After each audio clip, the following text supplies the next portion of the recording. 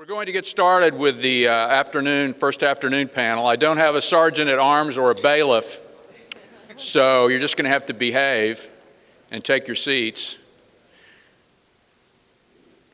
So let's get started. So you're going to hear one of the briefest introductions in the history of introductions. I'm Mike Hunter. I'm the Attorney General of Oklahoma. Over a 3-month period, prior to my appointment, I was first Assistant Attorney General, Secretary of State, and then Attorney General.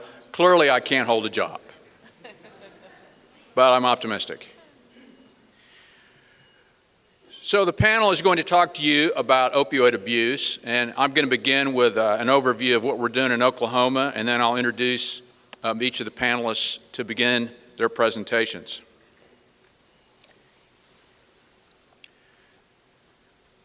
So in Oklahoma, we've taken a threefold approach, if you will, to the problem. We're standing up a commission to study opioid abuse. So we're going to look at prevention. There clearly needs to be more education at all levels in the state about the risk that opioids present. We're going to be working closely with stakeholders, with those who prescribe, to toughen our prescription monitoring program. And honestly, our licensure boards in the state who deal with prescribers have got to be tougher than they are on those who abuse their privileges and abuse their responsibility to their patients. And we just happen to represent a few of those boards, so I'm confident that we'll get better outcomes. Our state and the federal government has got to invest more in treatment. We've got to deal with both supply and demand simultaneously. And the only way that you deal with demand in a meaningful way is by making sure that people who have this illness are able to get treatment and get better. Another part of this has got to be just the old-fashioned war on drugs, and we're going to look hard at that. We're going to look hard at how we put more boots on the ground in Oklahoma. And I know there's a lot of interest in being smarter on crime and taking down the number of incarcerations, which in Oklahoma I think we're about 2,000 over capacity. But while we're being smart on crime, it's important that we recognize there's a difference between possession and distribution. You know, it's one thing to have an illness, it's one thing to have an addiction, and for that not to really be your fault as a person. It's another to make a witting, entrepreneurial decision to sell poison to others. And I'm sorry, when somebody sells poison to somebody else and that person ends up in the emergency room or worse yet dead, that's a violent crime. And in Oklahoma, that's how we're going to treat that going forward. Secondly, the state has initiated litigation against a number of pharmaceutical companies. And I've been cautioned by our legal team not to compromise litigation strategy here today. But I want to be clear on this. We're serious about this lawsuit. We think that the state has expended taxpayer dollars, literally billions of dollars over the last couple of decades in dealing with this problem. So if you just look at the state Medicaid portion of what we've been spending over the last 20 years, we've gone from $300 million in 1997 to $2.3 billion, in 2017. So some quick math, over $20 billion increase over that 20-year period. And if you just take a number, 3%, which I won't bore you with how I came to that number, you're very quickly getting into some big money.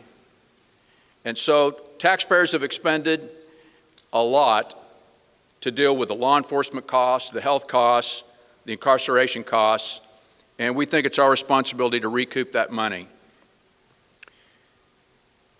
So back to law enforcement a little bit. We've set up an opioid task force in the AG's office. We have a very fine lawyer and a group of investigators who are going to be looking at these cases. So we made a decision recently. We identified a doctor, and there were 10 deaths that were directly attributable to her prescribing practices over a 4 or 5 year period. 5 of those deaths were inarguably related to her supply of opioids without the patient showing any evidence of a health issue that required that prescription. We charged that doctor with 5 counts of second-degree murder. And again, we're not taking the position that specifically it is an issue that is caused by physicians around the country, dentists, those who prescribe. But for those doctors who are so callous and so reckless about how they prescribe opioids, we're going to hold them accountable, and that's an important part of all this. So there are some data points that I think everybody ought to be aware of with respect to Oklahoma, and I'm sure that these are replicated around the country to a greater or lesser degree. One, there are 14 counties that surround Tulsa. They just happen to be the former tribal lands or the historic tribal lands of the Cherokee Nation. Population in those 14 counties is between 1.1 and 1.2 million people. During 2016, there were enough opioids prescribed in those 14 counties for every man, woman, and child to have 90 pills. And under any analysis, that is an oversupply, and it's something that we've got to deal with. Here's another data point that our commission is going to look hard at to try to understand. So the latest CDC data indicates that painkillers prescribed in an abusive fashion are attributable to 4.4% on the street from dealers. Only about 17.3% are prescribed. Almost 2/3, over 66% of painkillers out there are from family and friends. So this leakage that's occurring is certainly something that's predictable given the oversupply, but we've got to figure out, again, how to get a handle on this leakage of painkillers that are coming from, quote, unquote, family and friends. So this isn't just a taxpayer problem, and I would encourage you to look at it this way. It's an economic problem for your state. I've had several conversations with employers in the state who've shared with me the challenge that they have to keep a workforce. So they have these well-paying manufacturing jobs, and it had been their experience, and this is almost a haunting coincidence. Several conversations again with manufacturers in the state, and then you may have seen a story about an Ohio business. So these statistics, again, are almost haunting in the sense of how similar they are. So it used to be, given the experience of the business people in Oklahoma, that when they would interview people, about 4 out of 5 would be able to pass a drug test. So in the last 10 years, that percentage has slipped to 3 out of 5. So immediately, 4 out of every 10 applicants are being disqualified from these jobs because they can't pass a drug test. So again, the consequences on that to your economy are certainly quantifiable, and you can certainly feel them whenever you're talking to businesses and they're trying to describe to you the challenge that they have in putting a workforce together. So this isn't just taxpayer dollars, it's affecting your economy, and it's something that we've got to get a handle on. So with that, I'll conclude my remarks. Again, in Oklahoma, we're trying to go after this from a law enforcement perspective, from a litigation angle to try to recover what taxpayers are out over the last couple of decades. And then our study commission is going to look at best practices, and given the situations that we have in Oklahoma, the differences we have, apply those best practices and come up with some model legislation that hopefully we can get the legislature and the governor to adopt during our next session. So I would like to introduce Cynthia Reilly.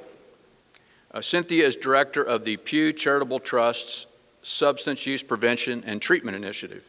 She works on federal and state initiatives to reduce the inappropriate use of prescription opioids while ensuring that patients have access to effective pain management. She also focuses on expanding access to effective treatment for substance use disorders through increased use of medication-assisted treatment. Prior to joining Pew, Reilly worked on issues related to the safety and quality of medication use for the American Society of Health System Pharmacists. Areas of focus included the development of clinical policy, dissemination of best practices to improve patient outcomes, and coordination of initiatives aimed at ensuring the availability and integrity of drug products. Cynthia.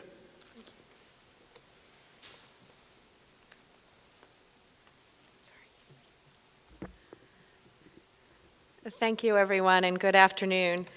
I'd like to first thank Attorney General Hunter and the other speakers and the meeting organizers for inviting me here to speak with you this afternoon.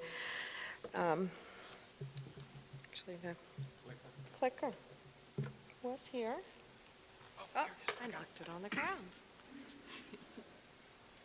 Thank you. So my name is Cynthia Reilly. I'm a pharmacist, and I work at the Pew Charitable Trust. If you're not familiar with Pew, we are a nonprofit, nonpartisan research and policy organization.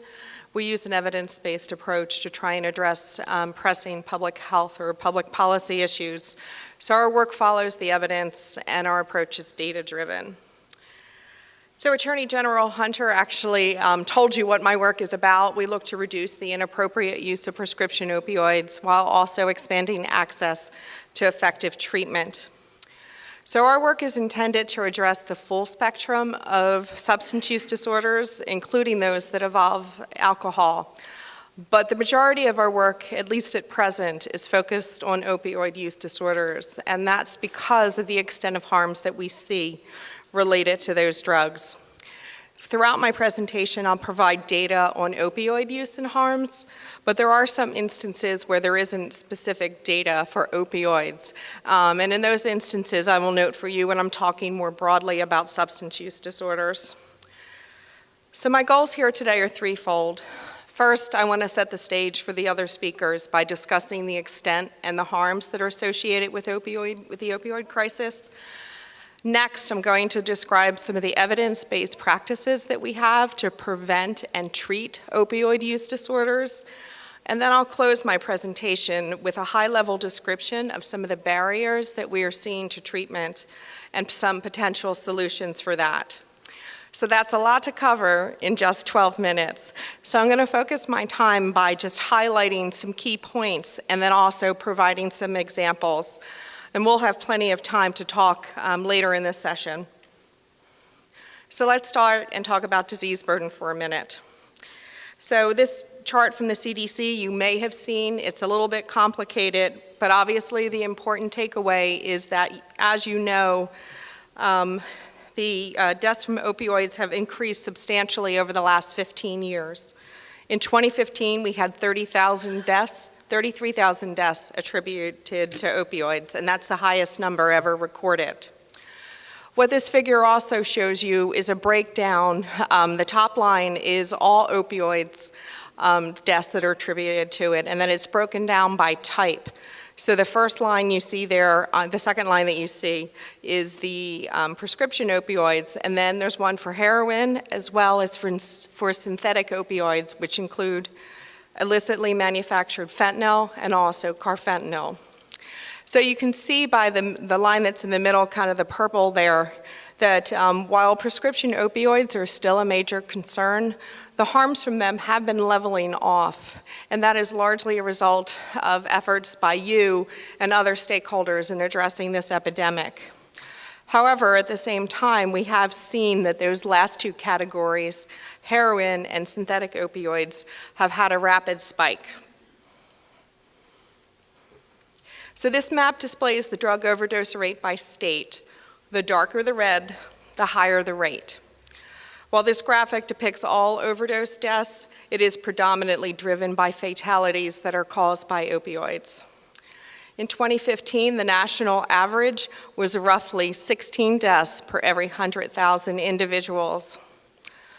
What this map fails to show is the substantial burden of those who are living with this disease, the impact that it's having on families and communities, the impact that we're seeing with neonatal abstinence syndrome, and then, as was just mentioned, the economic impact that we're seeing on our economies and our employers.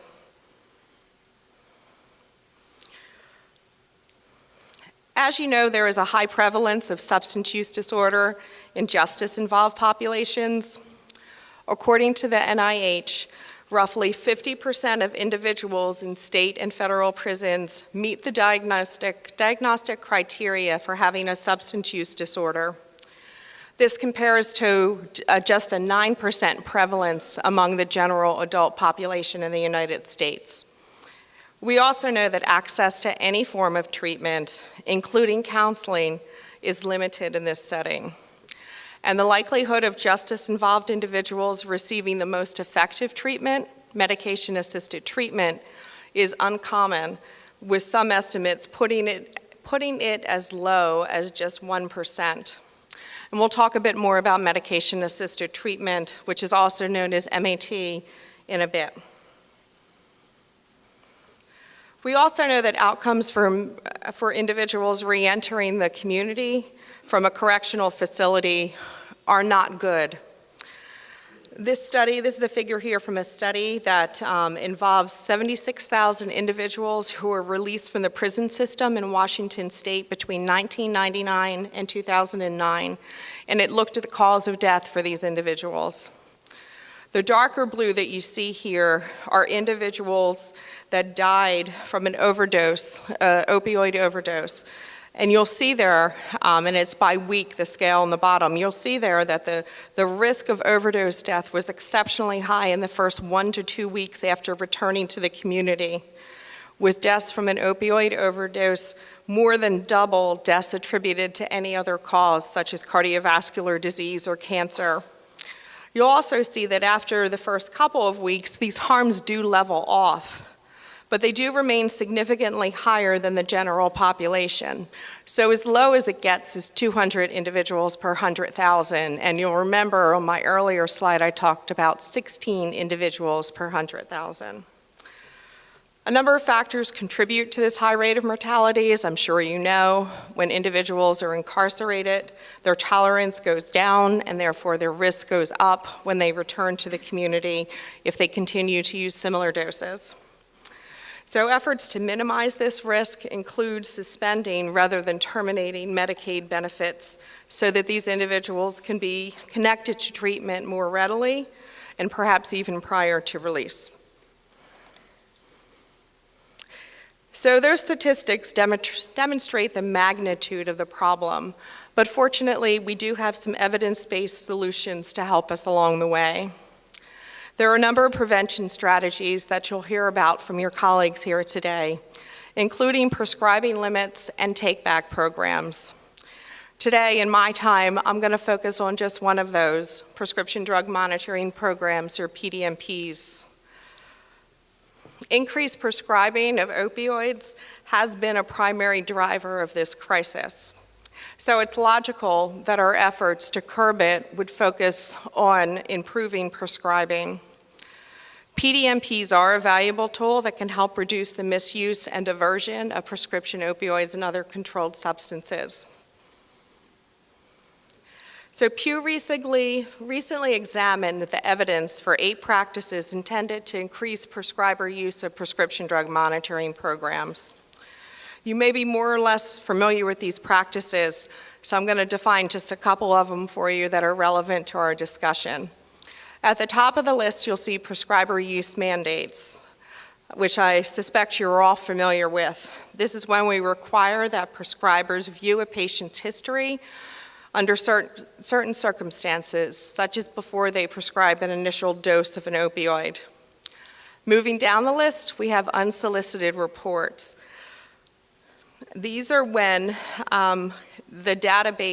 information in the database is used to identify and notify prescribers who are at risk from harm. At the bottom of the list, we see enhanced PDMP interfaces. The display can be formatted in a way that helps users more readily analyze this information and apply it to more appropriate prescribing decisions. So in our report, we had several key findings. First, not surprisingly, we found that a prescriber use mandate can rapidly increase use of the PDMP. And that can, of course, have an impact on prescriber behavior and help to reduce inappropriate prescribing. Second, we found that unsolicited reporting and education does help drive more prescribers to use the PDMP. And these strategies can be especially effective in a state where you don't have a mandate for use.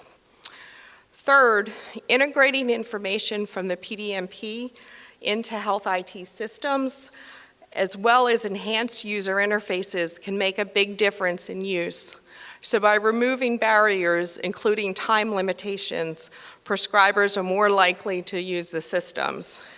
In fact, addressing those barriers can have a more profound impact, much more so potentially than we're simply requiring use of the PDMP.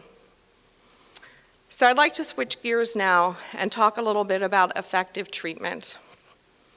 In 2015, there were 21 million individuals in the United States who had a substance use disorder. Yet only 1 in 10 of these received any form of treatment. We'll talk in a minute about why that gap exists. But first, we need to talk about opioid use disorders as a complex and chronic brain disease. And we've already heard a bit about that from Attorney General Hunter. Like diabetes, it is a disease that can be managed, but it can't be cured with evidence-based treatment. It's also important to recognize that relapse is part of this disorder. We need to encourage individuals to seek treatment, and to do so, we must also address the barrier of stigma. In short, we must stop thinking about opioid use disorders as a moral failing. There is strong evidence supporting the effectiveness of medication-assisted treatment. I want to pause for a second to make sure we're all on the same page by what we mean by medication-assisted treatment. It's the combination of the FDA-approved drugs and behavioral therapies such as counseling. It's important that we use these therapies together. It's not enough just to prescribe the medication. So use of MAT has been associated with a number of positive outcomes, including reductions in overdoses, both the risk and actual fatalities. You also see reduction in healthcare utilization and crime. In fact, it's been estimated for every dollar that we spend on treating substance use disorders, an estimated $7 is saved through avoiding other costs.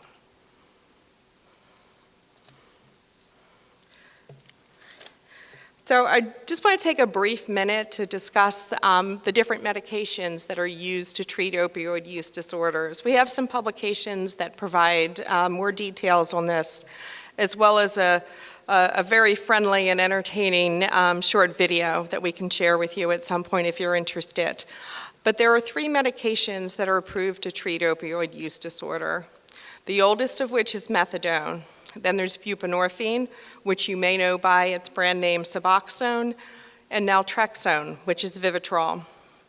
This graphic here displays how these medications all work in a different way.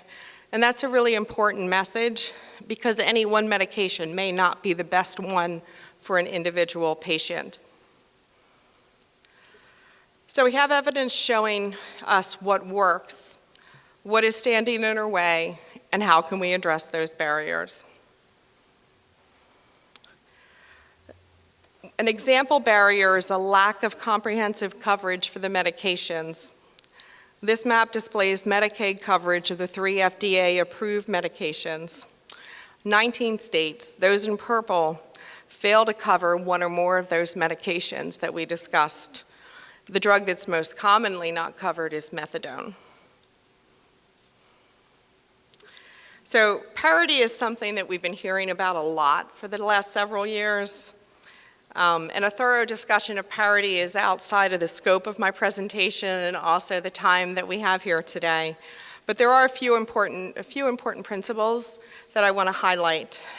First, that the overarching goal of parity is to ensure that insurance coverage for services related to mental health and substance use disorders are comparable to or on par with the services that are provided for physical ailments. So the laws and regulations we have are intended to address situations where they're not on par. It's very important, obviously, to remember that coverage limitations are allowable and common, and it doesn't necessarily represent a parity violation. And in fact, parity violations can be very hard to identify. Examples are when there are higher co-payments or separate deductibles for treatment of substance use disorders. Based on our work with states, we've identified 3 components of an effective treatment system where states are most likely to face challenges. We've already discussed coverage. Are effective evidence-based treatments available to residents within your state? Next, there's infrastructure. Does the system have adequate capacity to reach the regions and the populations that are most in need of treatment? And then there's funding. This is not just a question of dollars spent, but how that money is spent. Are we doing the best that we can with that money, reaching the right patients in the right place and getting the right patient outcomes? Pew has recently expanded our work to collaborate with 2 states as they evaluate these components. As we do that work, we'll be sharing our lessons so that people can see what's happening and see if there might be some solutions there that will work in their state. So in closing, I want to leave you with just 3 thoughts. There are significant harms, not to mention costs, associated with opioid misuse, and these harms can be even greater in justice-involved populations. We have effective strategies that span the spectrum of prevention and treatment, yet barriers to their use exist, especially as it relates to treatment access. We can begin to address those barriers by evaluating treatment coverage, infrastructure, and funding to find opportunities for improvement.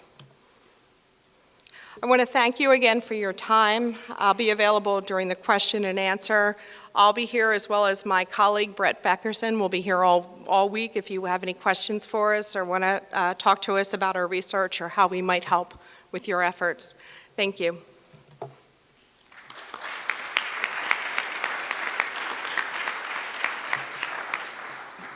Thank you, Cynthia. I'm privileged at this time to introduce the Attorney General of North Carolina, Josh Stein. Josh was elected on November 8, 2016. Between 2009 and 2016, he served in the state Senate and was a champion for public education, clean energy, and public safety. Between 2001 and 2018, he served as Senior Deputy Attorney General for Consumer Protection in the North Carolina Department of Justice. North Carolina's opioid epidemic is hurting families, costing the state billions of dollars and tearing communities apart. Every day, 4 North Carolinians die from a medication or drug overdose. 4 times more are hospitalized, and another 8 times more are taken to the emergency room. 1 in 10 people who need treatment don't get it. Attorney General Josh Stein is committed to defeating this epidemic. Please join me in welcoming him.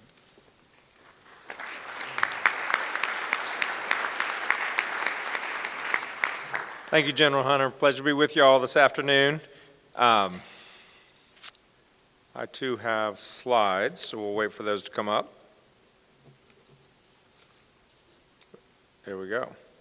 And really what General Hunter mentioned at the beginning of his remarks holds true for North Carolina, that for us to deal with this problem, you need to look at it in a comprehensive fashion. You got to deal with prevention, you got to deal with treatment, and you have to deal with enforcement. You have to deal with the demand and the supply. The image I use in my own mind is that of an overflowing sink where the water's pouring all over the floor. The first thing you do is you try to turn off the spigot. And in this instance, the spigot is the supply, the new flow of people newly addicted. And then once you got the spigot turned off, then you worry about trying to get up all the water, and those are the folks who are presently addicted. And that's why you need to have this overarching strategy.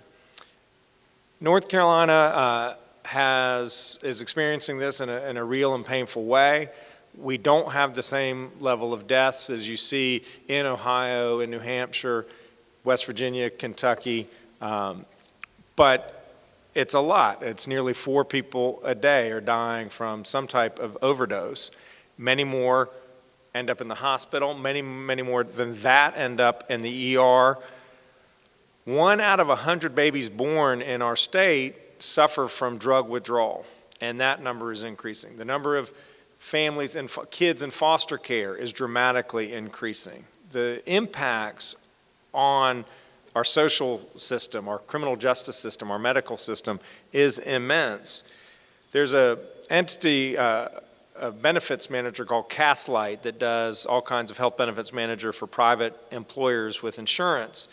And they did an analysis of millions of records, de-identified insurance records, and identify by cities, top 25 cities with opioid abuse.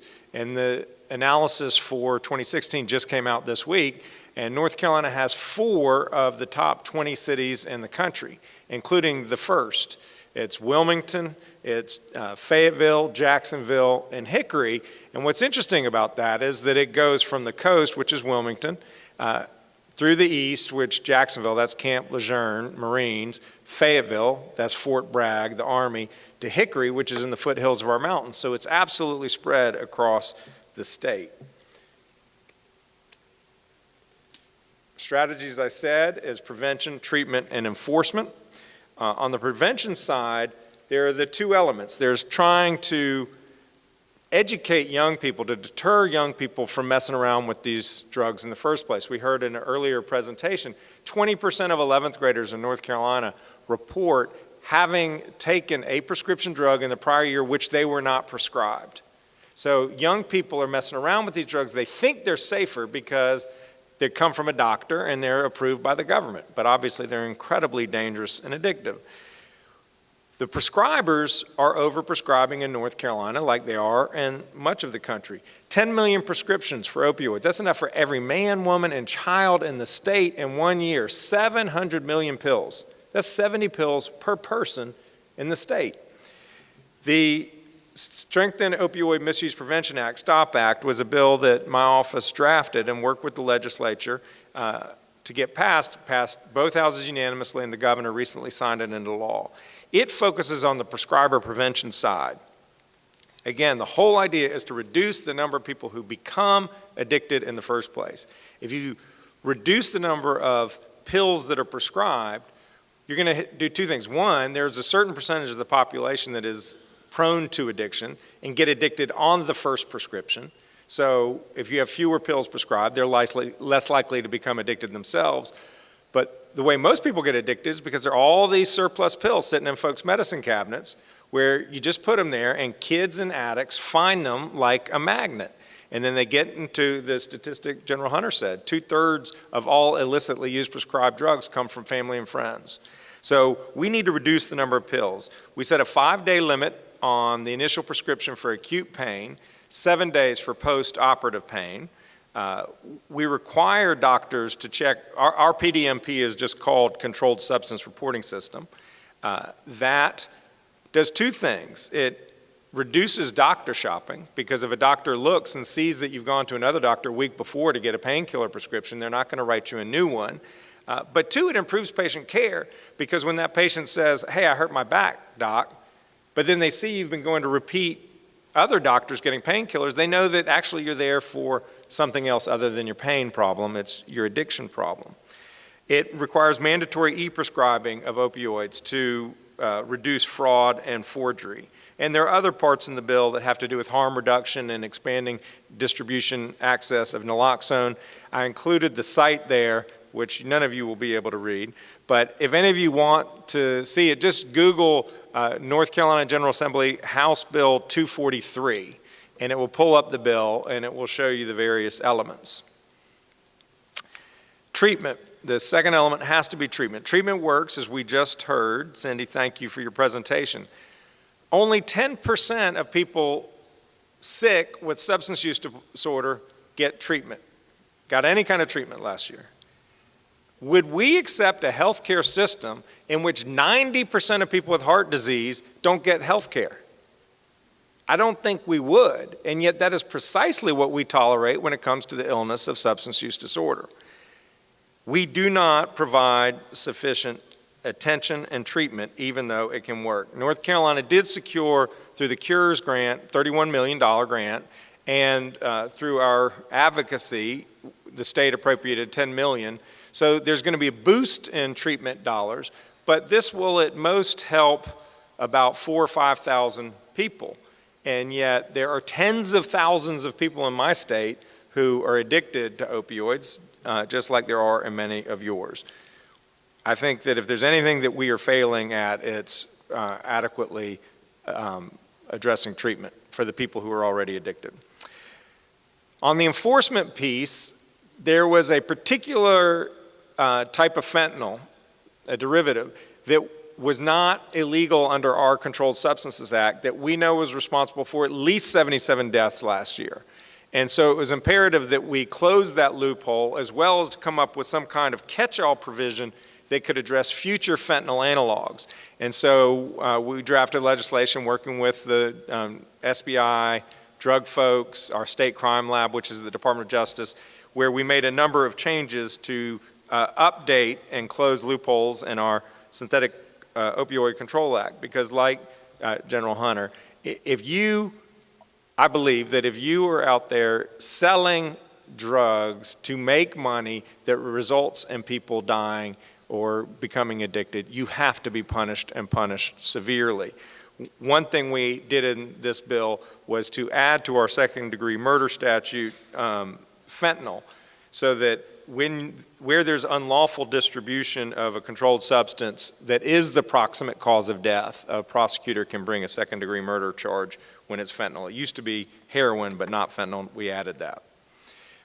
We have my office has created a law enforcement task force comprised of pretty much everyone working in this space: sheriffs, chiefs of police, district attorneys, DEA, the SBI, State Crime Lab, Medicaid Investigative Division, U.S. attorneys, and we meet regularly. And the question that this task force is asked, what I ask them every time is, what is it that you all need to do a better job going after the supply? And we have a number of bills that or ideas, policy ideas we're looking at, adding benzos to our CSRS mandatory check. That we didn't get that this time. Hopefully we will next time. Having the requirement to use the CSRS, our PDMP, to veterinarians, because we're hearing tragic stories of people injuring their dogs to get opioids. Tighter regulation of pain clinics, which General Bondi is going to talk to us about. Diversion of low-level offenders into treatment. Allowing law enforcement to access CSRS in a controlled fashion. Getting health care. So right now in North Carolina, when there's diversion of painkillers at a old folks home, for instance, they are not legally obligated to tell law enforcement, and they don't always want to. And so we want to make it a mandatory report. And then adding felony charges for healthcare workers who substitute, dilute, or steal controlled substance. They're not only stealing the drugs out of the warehouses, but they're taking them out of people's IV, the morphine, and putting in water, or it's even been, they put in toilet water. That's not good. I'm part of a multi-state effort to look into the manufacturer's potential liability. As General Hunter said, no reason to get into the details of that other than we understand that litigation is a part of a potential solution to this. I want to mention a word about the governor, who most of you all know, Governor Roy Cooper, former Attorney General. He also is making combating this opioid crisis a priority. He is a member of the National Opioid Task Force. Pam, are you on that too? Working on it, okay. So he's on that, putting his voice to the president's efforts. He also has developed an action plan. Basically, this is a multifaceted problem. It requires a multifaceted approach. You have DHHS, you have Department of Public Safety, Corrections, you have Public Safety, SBI, Sheriff, Police, DA, the nursing and medical boards for enforcement, hospitals, doctors, mental health providers, insurers, treatment and recovery providers, advocates. The whole group of folks who have a piece in solving this problem is very broad, and the governor's action plan understands that and is trying to utilize everybody so we can move it forward. Look forward to hearing you all's questions when we're done with the panel. Thank you.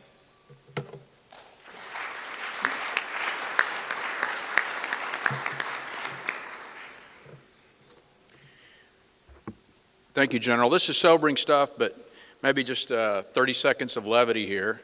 So my son was looking at pictures and bios of the United States Attorneys General, and he called me with his reflection on that review, and he said, "Dad, your tie's crooked, and your suit doesn't go with your tie." And I said, "Well, thanks, son. Anything else?" He said, "Yeah, the Florida Attorney General is a babe." How about the North Carolina Attorney General? I'll ask him, Josh. So I'm pleased to introduce the Florida Attorney General, Pam Bondi, a native of Tampa. Pam became Florida's 37th Attorney General after her election on November 2nd, 2010. Some of her top priorities are strengthening penalties to stop pill mills, aggressively investigating mortgage fraud and Medicaid fraud, and ensuring Florida is compensated for Deepwater Horizon oil spill losses. The National Association of Drug Diversion Investigators recognized Pam with their 2011 Leadership Award for her efforts to stop prescription drug abuse. In addition, Attorney General Bondi was awarded a special recognition by the Florida Police Chiefs Association for efforts to reduce prescription drug abuse and strengthen Florida's prescription drug monitoring program through additional legislation via the pill mill bill. Additionally, Pam was awarded the Florida Board of Medicine Chairman's Recognition Award for her dedication and service to the people of Florida for her efforts to fight prescription drug abuse. And as I told her on the phone the other day when we were getting ready for this panel, her efforts in Florida have been nothing short of heroic. So with that, please join me in welcoming Pam Bondi.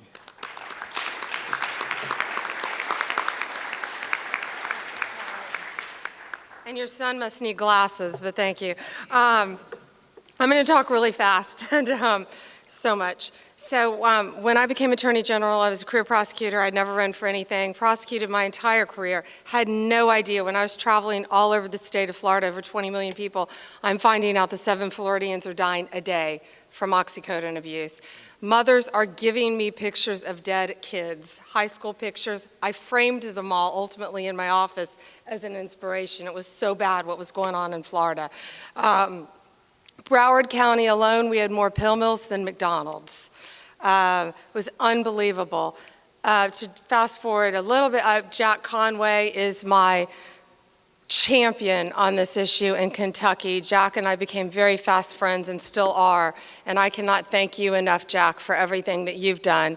As you know, we were the Oxy Express. People were coming down. Jack's passing tough laws in Kentucky. People are flying down to Florida to buy oxycodone, going back up to Kentucky. Later, when I spoke in Kentucky, Jack, where you remember, I had to hug a mother in Kentucky who lost a child to drugs bought in my state.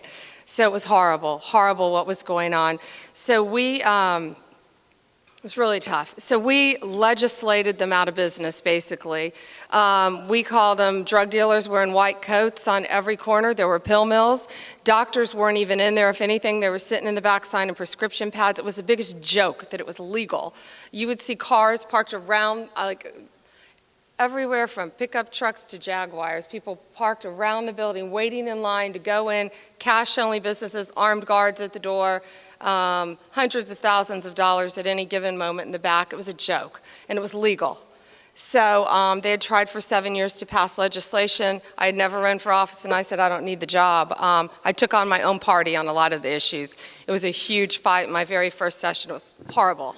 And it almost died actually the night before it went to one of the floors. So I pulled a podium out in the middle of the Capitol and was about to hold a press conference and call out some people in my own party. Miraculously, it passed unanimously the next morning. Within months, of the top 100 oxycodone dispensers in the entire country, these are doctors, 98 of them lived in Florida. After our legislation, none of them live in Florida. So that was, and that was the work of a lot of great lawmakers, the advice of Jack. I mean, a lot of us all working together on that. But it was a war. It wasn't easy to do, and that's why they hadn't been able to do it. The PDMP, I'm jumping around because I want to cover a lot of stuff. We have the PDMP. My legislature, they weren't a fan of it, but I was. So they defunded it 1 year. We had settlement funds which paid for it. 1 year, they defunded it again and thought they had me, and our sheriffs all came in with forfeiture funds and funded it. So we have the PDMP alive and well and making a difference in Florida still. So you sit down at your desk and you feel, I'm a brand new AG, and I'm like, wow, okay, we're really making a difference. And I get a call, I answer the phone, and it's Dr. Solomon from my hometown, Tampa, neonatologist. He goes, there's another issue, the babies. These babies are being born addicted to oxycodone. I'd never heard of that in my entire career. I got in my car, I drove to Tampa, I went in the NICU, neonatal intensive care unit at Tampa General Hospital. These babies, their incubators are covered in blankets, they're sensitive to light, to sound, to touch. Instead of milk, they're getting morphine. That's how they're coming into this world.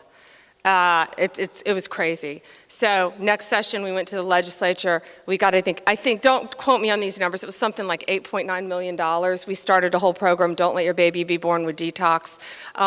So far, we've helped, I think it's over, and this is still ongoing. We had a great campaign we worked on. Over 8,000 moms, which is 1,600 lives with the babies, too. So, I mean, still work to be done, but, you know, it's crazy because the OBGYNs would tell me, women would come in and say, oh, I don't drink, I gave up smoking, but they don't mention prescription drugs. And they had no idea, you know, what was happening and what was happening to their babies.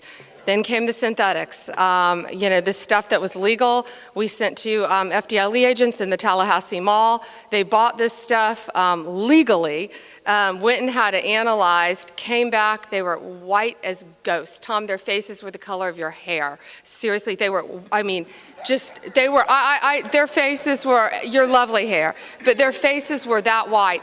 They came in and they said, I mean, they were almost shaking. I'll remember this as long as I live. And they said, we're holding basically heroin, acid, LSD in a synthetic form. So in Florida, I have the ability to sign an emergency order. I can outlaw something until it becomes legal the next session. People say it's a lot of power. It's not. It's responsibility. And the only time I've ever exercised that authority is for these drugs and these drug dealers. I've signed 34 emergency orders, hundreds of synthetics, and they've all passed the next session, I thank the Lord, to keep these horrible monsters off the street. So that's been on and on and on. Now, the next thing you know, never dream. Of course, we all knew heroin and not fentanyl. We all knew heroin was coming. I mean, that's, you know, that's the next thing. Never dreamed it would be in a pill form like it is. Of course, it's being manufactured in Asia, coming in through the traditional smuggling routes of Canada, Mexico. And this isn't the medical fentanyl, this is the black market fentanyl coming in with the heroin.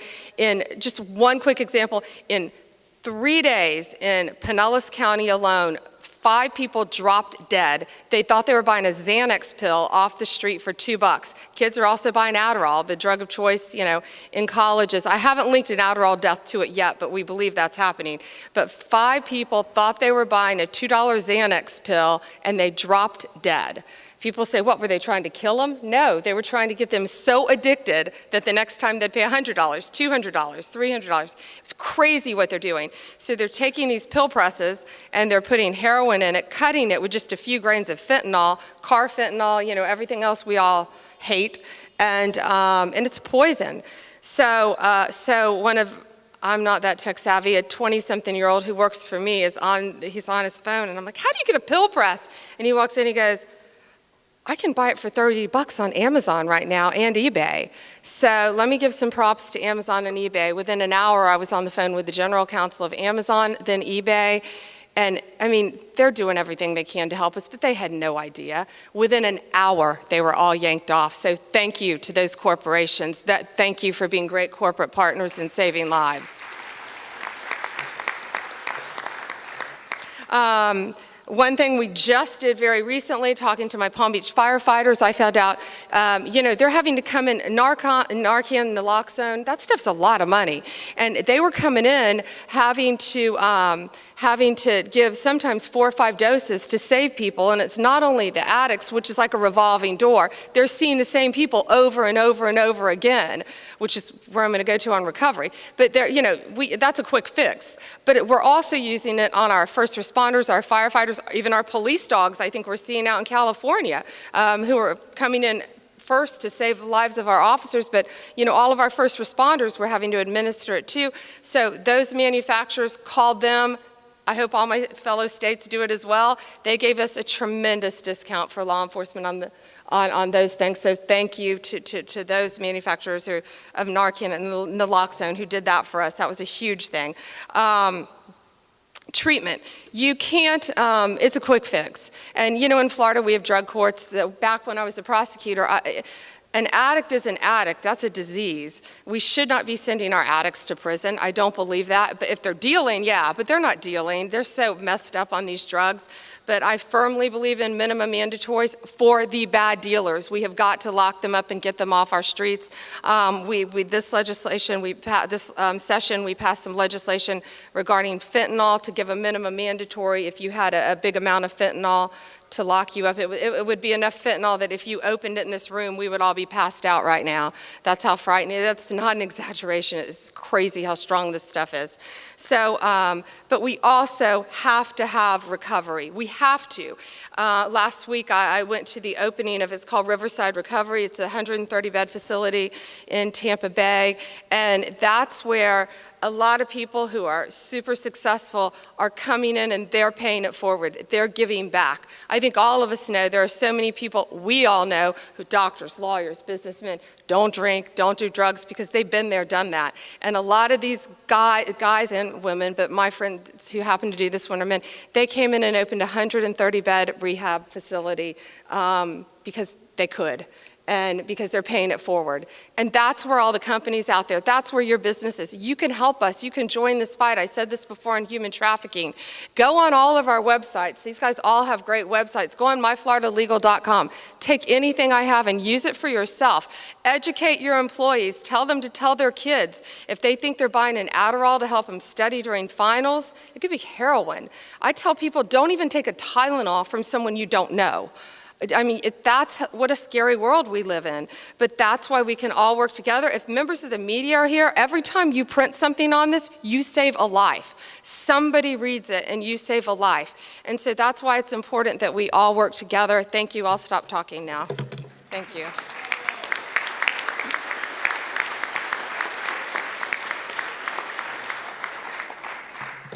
Thank you, Pam. Concluding our panel presentation is Kyle Curtis. Kyle is the creative director at R&R Partners in Salt Lake City, Utah, where he's worked for the past 17 years.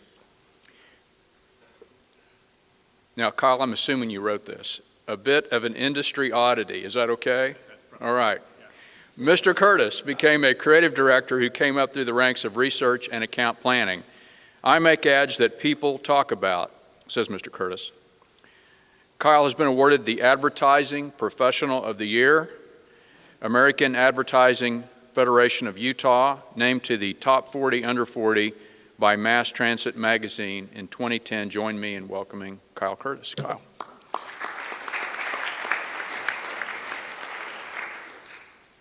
And I have to say I'm jealous of all the people that have honorable in front of their name. I work in advertising. That's never going to happen for me. So.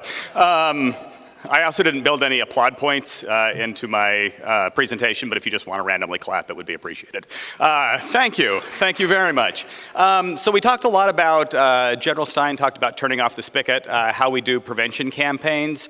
This is what's working really well in Utah right now. A lot of people don't know that Utah has the 7th highest rate of opioid deaths in the country, which is kind of surprising. But this is how we're taking the pills off the street. This is how we're reducing the supplies. It's a campaign called Use Only as Directed, and it's a coalition, a statewide coalition of different organizations. We've got human services, departments of health, and also law enforcement. This is something that would be really easy to take into any other state as well. It's based, our main, I'm talking a little quickly because we're over time, so anyway. Let me know if I'm going too quick. The main campaign that we're known for in our agency is the Las Vegas, what happens in Vegas stays in Vegas, but we also do a lot of prevention campaigns. It's based on the theory of reasoned action, which for the last 40 years has been probably the most successful and effective model at predicting and creating behavior change. What it says is that behavior change is a process, starting with awareness of new information. That new information results in changing attitudes, which results in changing intentions, and then finally changing behavior. And we'll get to that big circle in the middle. But it all starts with finding that one bit of information which gets people to reconsider their attitudes, in this case about opioids. And these are the types of campaigns you're seeing nationwide. It was surprising to us when we went into testing that a lot of people said this doesn't resonate with us. They said we don't believe that taking a prescription pill is the same as shooting heroin.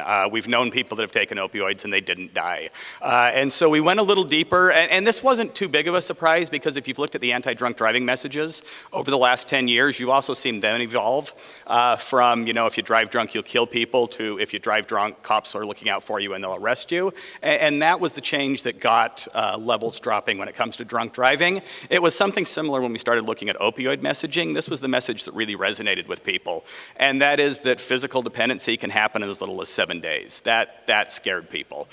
Coupled with, for people who are prescribed opioids for acute pain relief, 25% are still taking them a year later, which again is an absolutely awful statistic for the most part. So putting those two together, this is kind of where we moved from. Instead of saying opioids will kill you, they're bad, do something with that information, we said opioids are really addictive, you probably don't need them, especially for acute pain. And then we added a call to action, which is talk to your doctor about effective alternatives. Different drugs like acetaminophen and ibuprofen together actually work better for acute pain relief than most opioids do. So with all of that together, we said, okay, how do we convince people that even if they get really, really hurt, they probably don't need opioids? And this was the message that tested most effective.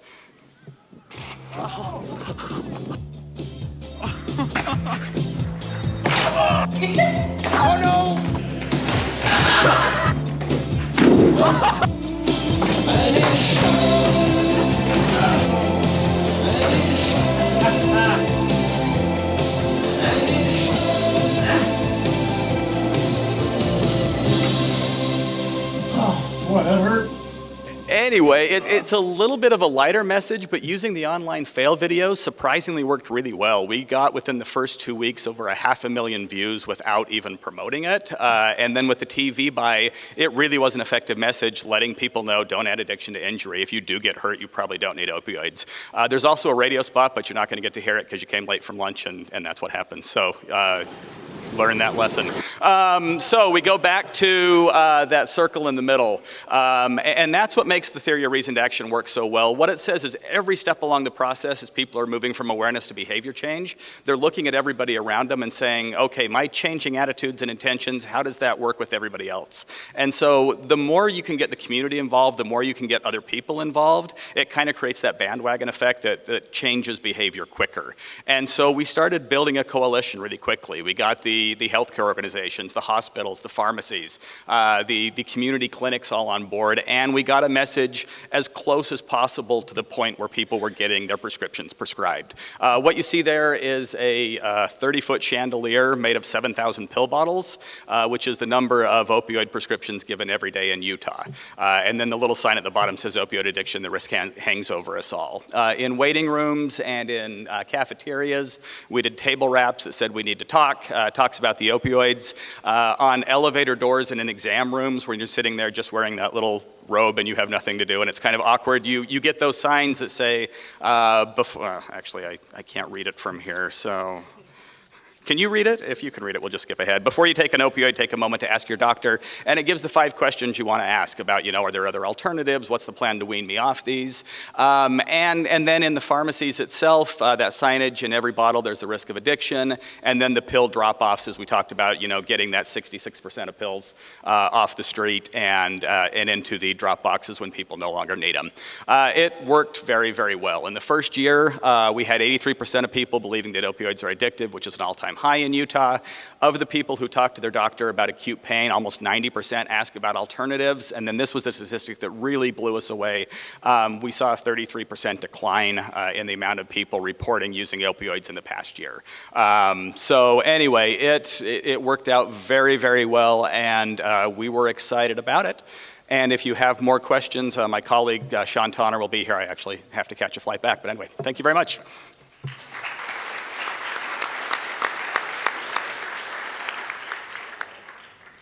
Chris, do we have any time for questions? Very good. Questions? General.